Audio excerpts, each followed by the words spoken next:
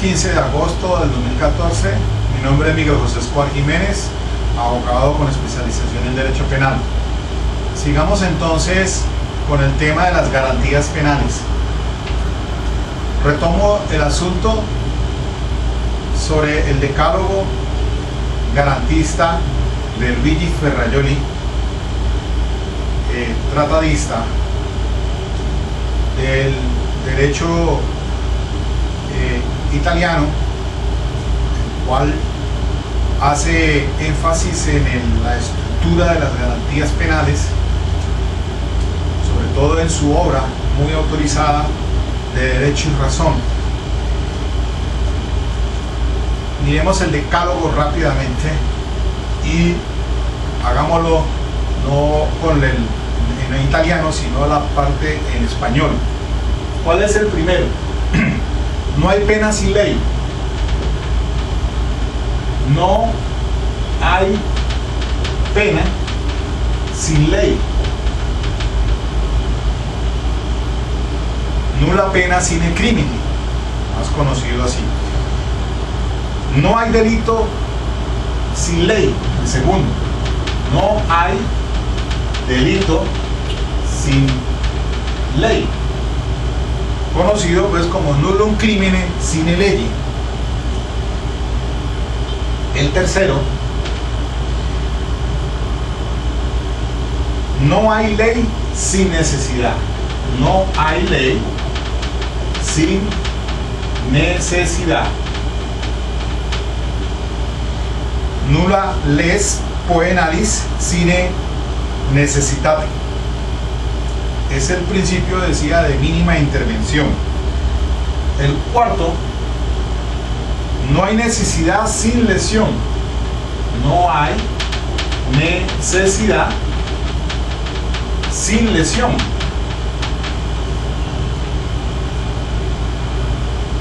Nulla necessitas sine ignura. Principio de lesividad del bien jurídico. Aquí tenemos entonces un principio importante dentro del injusto. El quinto es no hay lesión sin acción. No hay lesión sin acción exteriorizada. El inter criminis. El sexto principio, no hay acción sin culpa. No hay acción sin culpa. Principio de culpabilidad. El séptimo principio, no hay culpa sin juicio. No hay culpa sin juicio. Nulla culpa sine iudicio. El octavo, no hay juicio sin acusación, o no hay juicio sin actor. No hay juicio sin acusación. No hay juicio sin acusación. El noveno, no hay acusación sin prueba. No hay acusación sin prueba, conocido pues como nulla accusazione sine probazione. Y por último, no hay prueba sin defensa. No hay prueba sin defensa. Nulla probazione sine defensione. Y allí el decálogo garantista de Luigi Ferrajoli. Estas garantías penales tienen su incidencia en el derecho, en la teoría del derecho, a tal punto que es necesario que se tenga muy presente cuando estamos en diferentes escenarios, en las audiencias, sea las preliminares, sea la audiencia de acusación o en el desarrollo del mismo juicio. De tal importancia para el derecho y en la filosofía del derecho es la obra de Luigi Ferrajoli, florentino, Florencia, Italia, quien nos trae la obra de Derecho y Razón, una especial obra en relación con este tema de las garantías penales. Pues bien, estas las encontramos en su desarrollo básicamente en el Código Penal como en el Código de Procedimiento Penal.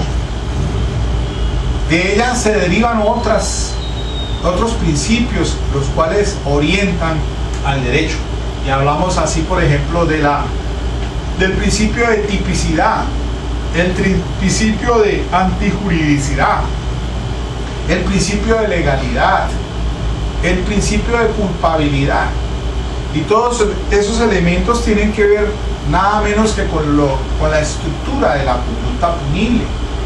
Cuando hablamos del injusto, como se refiere en el Código de Procedimiento Penal, es toda acción típica antijurídica y culpable, tal como lo define el Código Penal, la Ley 599 del 2000.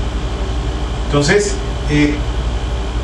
podemos encontrar en la ley Código Penal, y esto es una clase orientada más bien para que los estudiantes de derecho, la nueva generación que viene, pues conozca realmente cuál es el origen y la esencia del derecho, en este sentido del derecho penal, las garantías del derecho penal. Cojamos el texto de la ley 599 y encontramos desarrollo en ella misma todos estos principios. Por ejemplo, cuando leemos el artículo 10 sobre tipicidad, dice que la ley penal definirá de manera inequívoca, expresa y clara las características básicas estructurales del tipo penal. En los tipos de omisión también el deber tendrá que estar consagrado y delimitado claramente en la Constitución o en la ley. Y allí entonces los dos primeros principios garantistas del decálogo de Luigi Ferrajoli hace mención pues al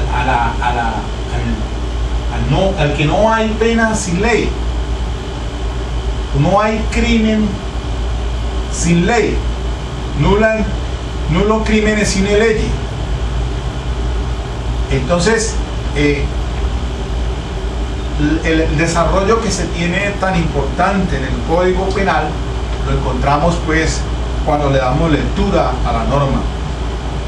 Sí, efectivamente el principio de legalidad del artículo 29 de la Constitución Política pues señala que nadie podrá ser juzgado sino conforme a las leyes preexistentes al acto que se le imputa, ante el juez o tribunal competente y con observancia de la plenitud de las formas propias de cada juicio.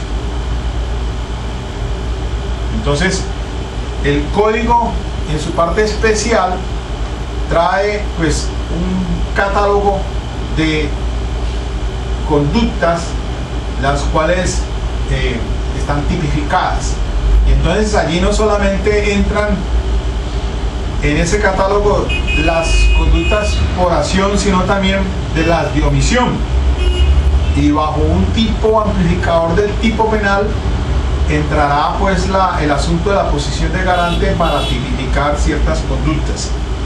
Pero en esencia entonces el artículo 29 superior marca la pauta para establecer el principio de legalidad, el principio de tipicidad.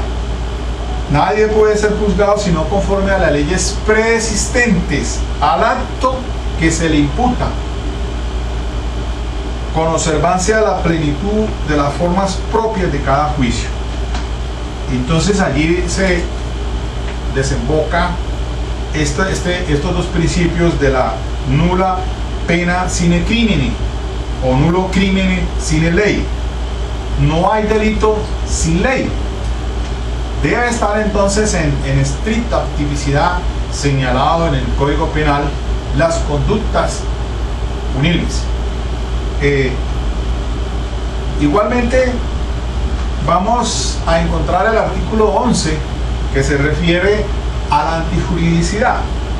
Para que una conducta típica sea punible se requiere que lesione o ponga efectivamente en peligro sin justa causa el bien jurídicamente tutelado por la ley. Entonces es el principio de antijuridicidad, pero una antijuridicidad no formal sino material, es decir, aquella que efectivamente ponga en peligro el bien jurídico, como dice la norma, que lesione o ponga efectivamente en peligro. Y habla entonces sin justa causa. Por eso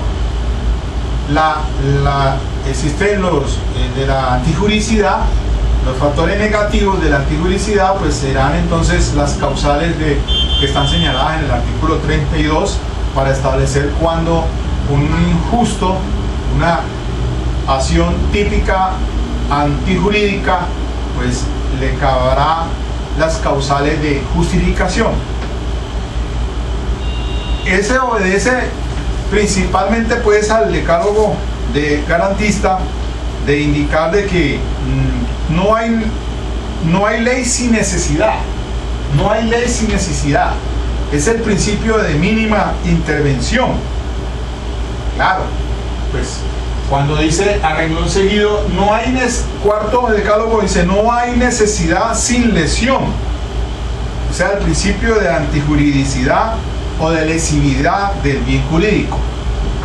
Y aquí entran juegos entonces cuando se analizan ciertas conductas que son consideradas como de bagatela. Entonces se dice que no lesiona el bien jurídico de tal manera que se estructure la antijuridicidad material. Dígase, por ejemplo, del porte de estupefacientes en una proporción levemente superior a la dosis permitida.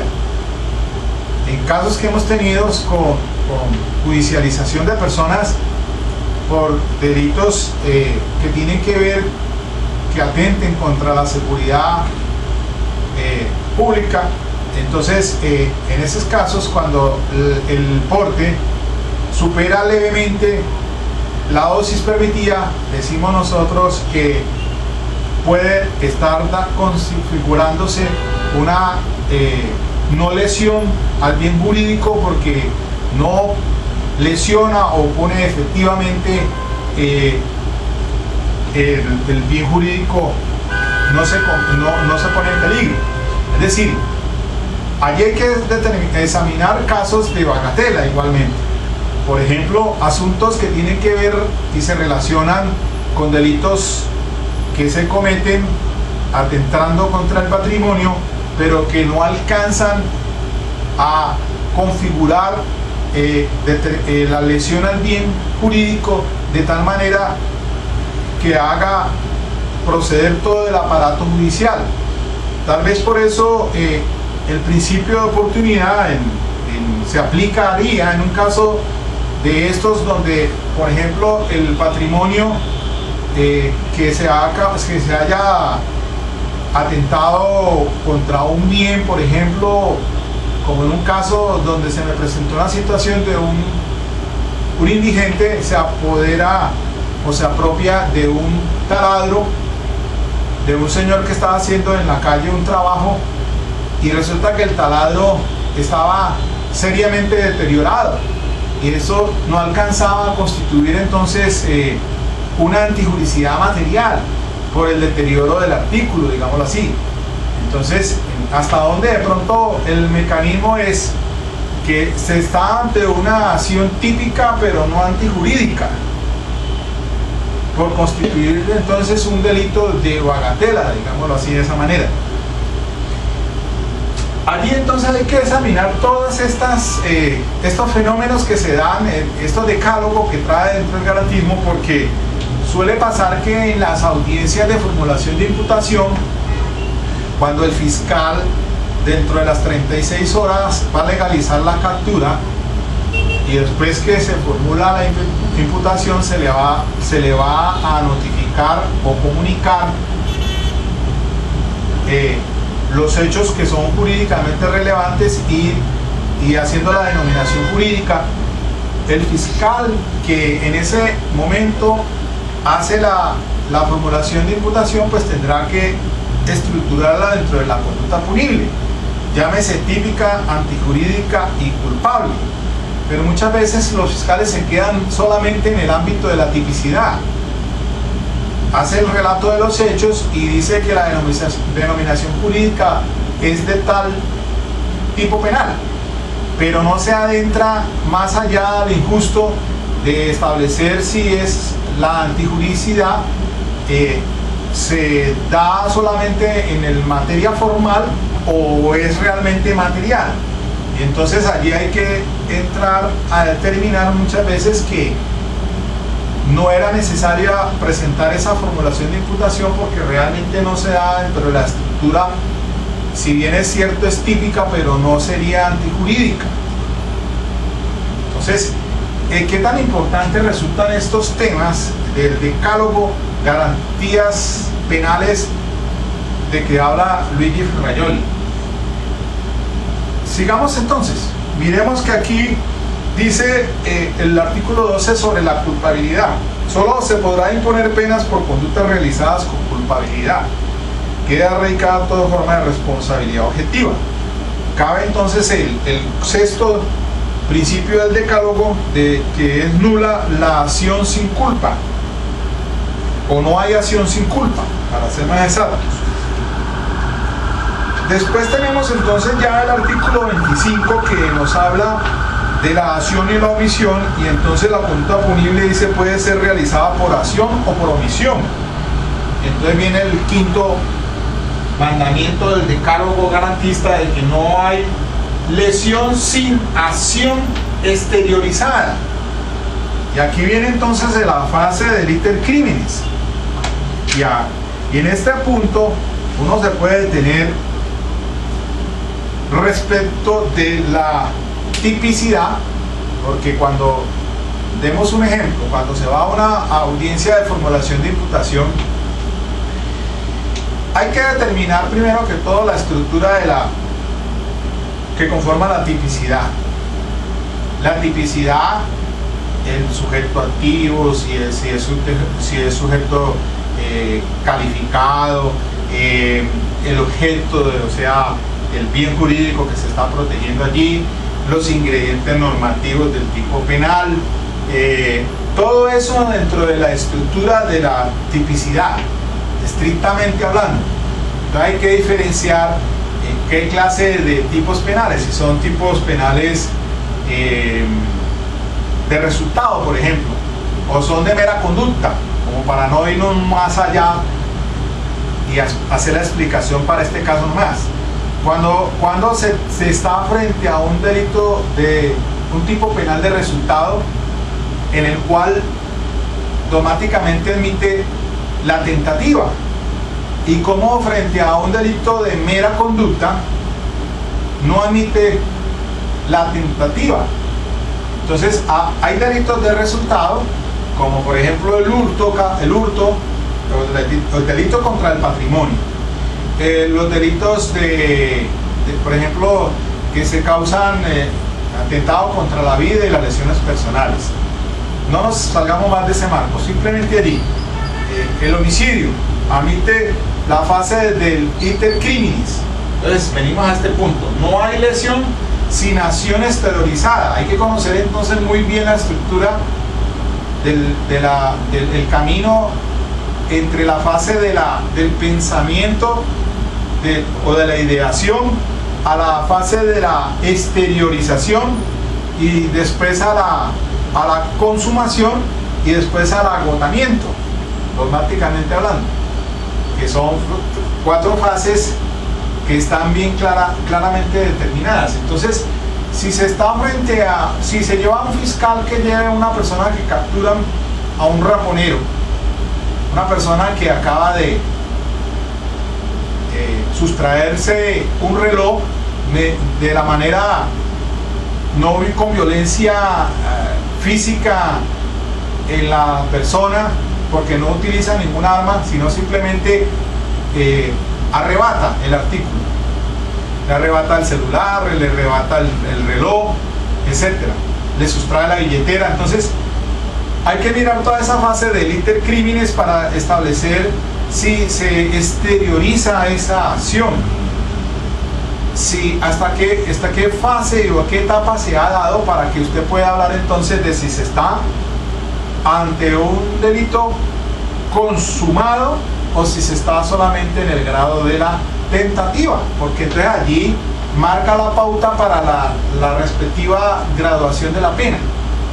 Diferente es cuando se trata, por ejemplo, de un delito de mera conducta.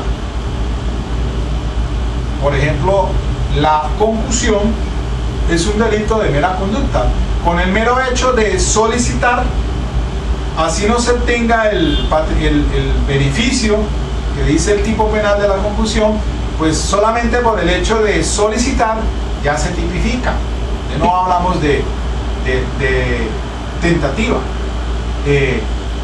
En un caso de tentativa de homicidio, se coloca todos los pasos encaminados a producir el resultado, pero no se da porque por X o Y razón no se produce. Saca el arma de fuego, la acciona, pero los mecanismos del revólver no permite que martille y haga que la vainilla se accione y dispare el proyectil, porque por ejemplo la pólvora estaba pasada, etcétera. Puede suceder eso, entonces no se exterioriza el resultado, y entonces estamos hablando de que estamos en la fase de la tentativa, y eso tiene unos resultados frente a la comisión del delito. Miren entonces ustedes lo importante en el decálogo, el punto quinto, de que no hay lesión sin una acción exteriorizada. Habrán delitos, por ejemplo, la injuria o la calumnia. Son delitos con el mero hecho de usted decir algo en contra de la persona, pues ya se está estructurando el delito como tal. Pues bien, la importancia del decálogo, mire, seguimos entonces en ese análisis. Podemos encontrar ya en la parte en el punto séptimo, no hay acción sin culpa. Sexto, no hay acción sin culpa.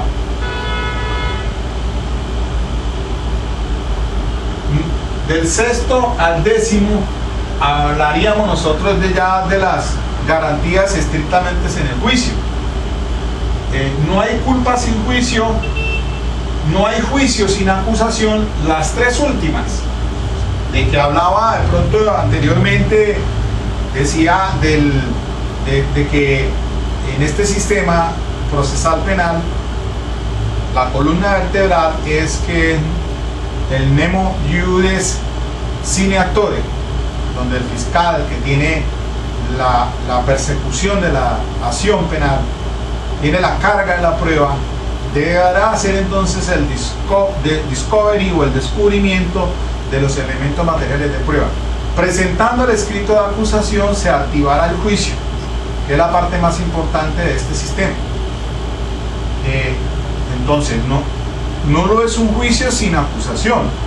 Si no existe la acusación, pues obviamente no se va a dar inicio al juicio. El actor principal es el fiscal, es el quien presentará un escrito de acusación con sus anexos a efectos de, con toda probabilidad de verdad, de establecer más allá de cualquier duda la responsabilidad de la persona frente a la comisión del delito.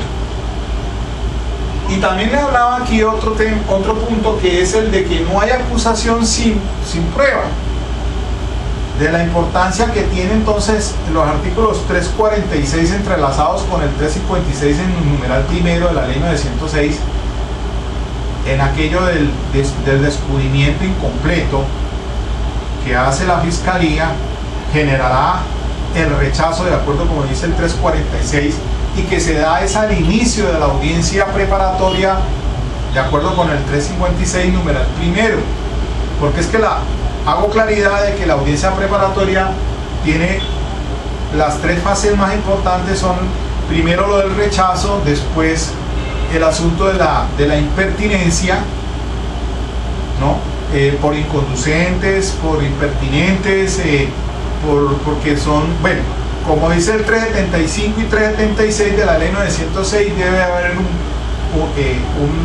están entrelazados en que lo que es pertinente es conducente, pero a veces en algunos aspectos, como dice el 376, lo que es pertinente no es conducente por los 4 o 5 numerales que trae allí. Y diferente es el 360 ya en relación con la exclusión de la prueba por ilegal o por ilícita. Entonces, esas fases hay que tenerlas muy claro. Ya la Corte Suprema de Justicia la ha decantado de que una cosa es el rechazo, el verbo rechazar, otra cosa es el ya de declararlas impertinentes por parte del juez de conocimiento y otra declararlas o excluirlas por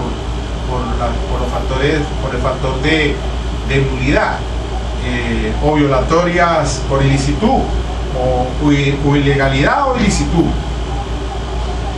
En esto muchas veces se equivocan los defensores y hay que estar muy atento en esa audiencia preparatoria. Por eso es que hay que seguir la secuencia muy claramente con la audiencia de acusación en el descubrimiento.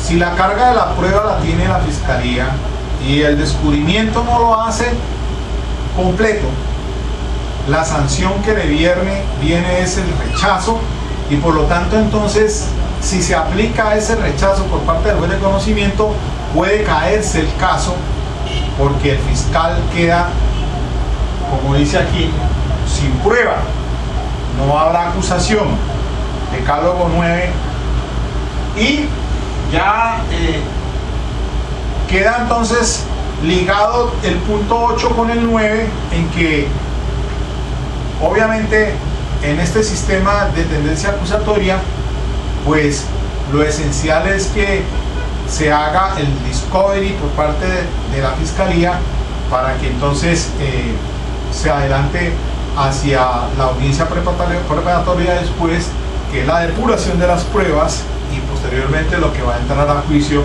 bajo el principio de inmediación. Creo que esto es muy importante, y entonces este era el preámbulo de estas garantías penales, porque quería hacer énfasis en ello, de que es necesario que usted tenga muy claro estos 10 puntos, se los sepa bien, los tenga completamente determinados a la hora de argumentar. Precisamente cuando le dan a usted la oportunidad de argumentar en una apelación o en un recurso que usted tenga, pues debe tener definido sobre cuál de estos puntos o principios del decálogo de pronto están fallando. Ahora pasemos entonces a examinar los principios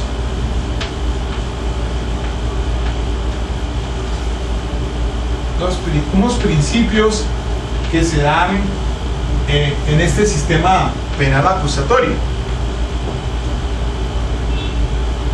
Esencialmente hablemos de los principios que se relacionan con el derecho probatorio.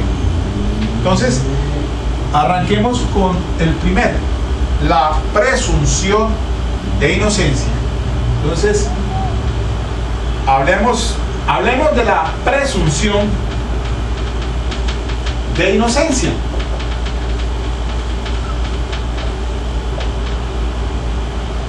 El referente aquí la tenemos no solamente en el artículo 29 de la Constitución Política del 91, sino también la Ley 74 del 68, o el Pacto Internacional de Derechos Civiles y Políticos, Pacto de Nueva York más conocido, y la Ley 16 del 72, que es la Convención Americana o el Pacto de San José de Costa Rica. Igualmente están el artículo séptimo como un principio rector de la ley 906. Artículos entonces 229 de la Constitución Política de 1991, la ley 74 del 68 y la ley 16 del 72. Frente al bloque de constitucionalidad o más los tratados internacionales sobre derechos humanos ratificados por Colombia. El artículo séptimo de la ley 906 del 2004 sobre presunción de inocencia. ¿Qué dice el artículo 29 de la Constitución Política? En estos términos se refiere. Emma, dice en su inciso cuarto, toda persona se presume inocente mientras no se le haya declarado judicialmente culpable.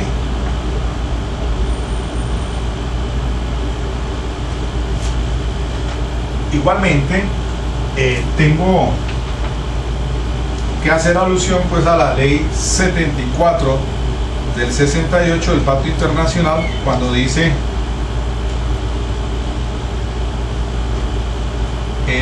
en su artículo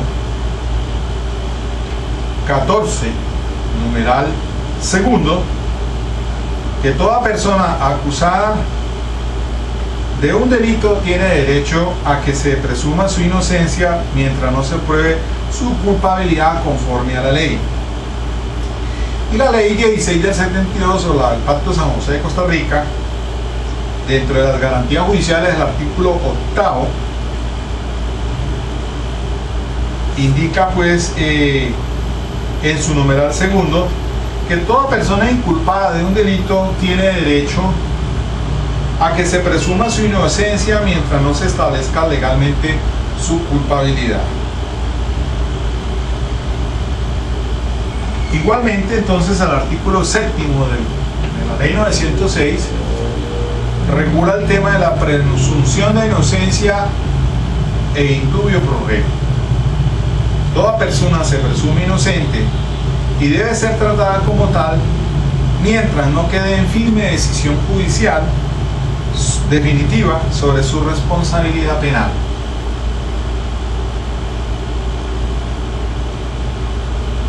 De manera pues que le asiste el derecho a la presunción de inocencia y el indubio pro reo. Como dice la norma, entonces, dice aquí en el inciso segundo, la duda que se presente se resolverá a favor del procesado. Este artículo también establece que la carga de la prueba le corresponde a la Fiscalía. Y de igual forma dice en su inciso tercero que en ningún caso podrá invertirse esta carga probatoria. De suerte que complementamos este principio de presunción de inocencia con un tema fundamental que es el de la defensa. Está regulado en el artículo 8º de la ley 906 del 2004 en concordancia con el artículo 125. Entonces, se dice pues que este principio de la presunción de inocencia va también de la mano de otro principio fundamental, que es el de la no autoincriminación, el derecho a guardar silencio. Segundo principio, el derecho a guardar silencio, derecho a guardar silencio, a no autoincriminarse, no autoincriminarse. Aquí tiene desarrollo en la ley 906 lo encontramos en el artículo, también en la Constitución Política y también en los tratados ya mencionados. El artículo de la Constitución Política es el 33 y tengo la ley 74 del 68 se refiere a en el artículo 14 en su numeral tercero, y la ley 16 del 72 lo refiere en el artículo octavo numeral segundo. Ya en la ley 906 lo tenemos en el artículo octavo, literales A, B y C. También está en concordancia con el artículo 385 de la ley procesal. Aquí dice, el artículo octavo dice que en el literal A, no será obligado a declarar en contra de sí mismo ni en contra de su cónyuge, compañero permanente o pariente dentro del cuarto grado de consanguinidad o civil o segundo de afinidad. B. No autoincriminarse ni incriminar a su cónyuge o parientes dentro del cuarto grado de consanguinidad o civil o segundo de afinidad. C. No se utilice el silencio en su contra. Y el 365, de igual manera, el 385 de esta codificación procesal establece pues las excepciones constitucionales. Nadie podrá ser obligado a declarar contra sí mismo o contra su cónyuge, compañero o compañera permanente o pariente dentro del cuarto grado de consanguinidad o civil o segundo de afinidad. El juez informará sobre estas excepciones a cualquier persona que vaya a rendir un testimonio y la persona podrá renunciar a ese derecho. Y entonces señala allí qué casos tienen la excepción al deber de declarar, y entonces relaciona al abogado con su cliente, al médico con el paciente, al psiquiatra con el paciente, psicólogo, terapista, trabajador social con el entrevistado, el clérigo con el feligrés, contador con el cliente, periodista con su fuente y el investigador con el informante. De manera pues que se entrelazan estos dos principios, el de presunción de inocencia con el de no autoincriminación. Y es que hago referencia a esas garantías porque es que los tratados internacionales, las dos leyes que han sido aprobados y ratificados por Colombia, Pacto Internacional y el Pacto San José de Costa Rica, pues ya aludían a ellos de mucho antes de entrar en vigencia la Constitución Política del 91. Dígase entonces cuando está en vigencia la Constitución Política de 1886. Pues son las leyes 74 del 68 y la ley 16 del 72 de prístina procedencia, o muy antes de estar aprobada por la Asamblea Constituyente, la nueva Constitución Política, que no es tan nueva, del año 91. Rigen entonces estos dos principios en el sistema dentro del derecho procesal garantista. Y retomo otra vez el punto en cuanto al artículo octavo y el 125, que es el de la defensa, para significar de que la importancia que tiene este sistema es que por esencia pues la persona no renuncia al derecho que tiene a un juicio, aunque el literal I del artículo octavo dice que podrá renunciar a los derechos contemplados en los literales B y K siempre y cuando se trate de una manifestación libre, consciente, voluntaria y debidamente informada. En estos eventos requerirá siempre el asesoramiento de su abogado o defensor. Pero hay que tener mucho cuidado a la hora de la formulación de imputación, por lo menos de los cargos. Y aquí hago una observación: futuros abogados, en el sentido de que en esa diligencia lo más recomendable es que no acepte los cargos,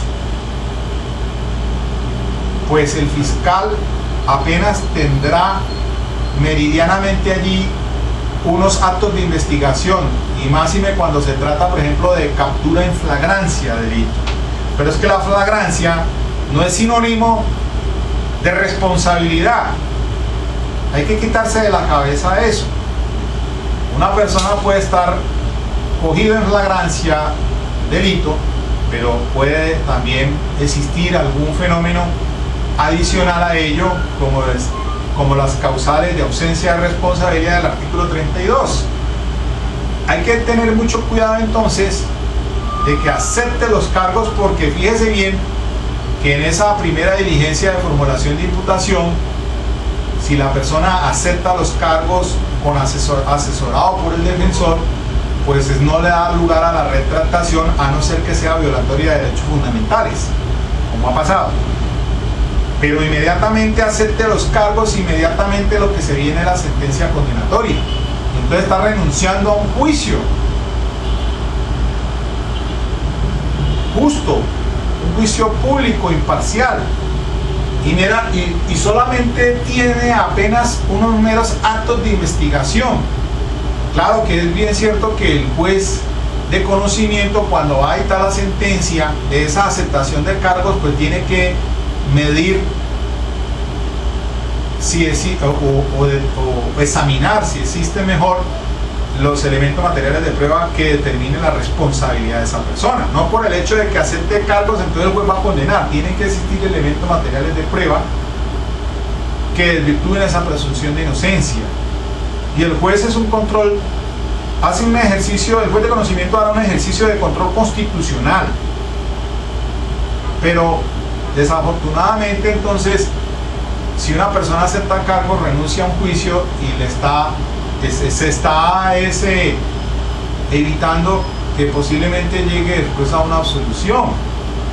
Entonces, aquí, para significar que realmente estos dos principios que he tratado aquí, entre otros, porque son muchos más, vamos a empezar a hacer un estudio detallado de ellos, pero era necesario que tuviésemos en cuenta el decálogo garantista penal a que hace referencia Luigi Ferrajoli en su obra de Derecho y Razón, porque que es uno de los principales exponentes de la teoría del garantismo jurídico, muchas veces por ese desconocimiento que se tiene es que permitimos que las personas en esas diligencias que se están apenas comenzando se allanen a los cargos. Sí, claro que el sistema quería era de que hiciera una justicia premial, una negociación, pero así de buenas a primeras no se podía hacer eso, no se puede hacer. Es decir, es muy irresponsable que un defensor de buenas a primeras pues permita una situación de esas. Hago la salvedad de que pueden haber casos muy excepcionales que hay que mirar a ver si es conveniente que acepte cargos. Por ejemplo, dígase un delito del patrimonio económico, donde si acepta cargos, pues no estamos hablando de que se exija la devolución y la reparación a la víctima en ese momento, pero cuando ya va a ser esto un preacuerdo posteriormente, para que proceda el preacuerdo se necesita que haga la devolución de la mitad y asegure el remanente. Una cuestión allí de manejo frente a esos delitos contra el patrimonio económico. Y otra cosa es el asunto de la rebaja de pena por el artículo 269 de la ley 599 Código Penal, para obtener rebaja frente a esos delitos que se tratan de patrimonio económico. Pero bueno, eso es otro asunto que podemos examinar después. Hasta aquí dejo. Espero que ayude a comprender un poco más esta dinámica procesal actual, pero teniendo un soporte dentro del garantismo penal. Muchas gracias.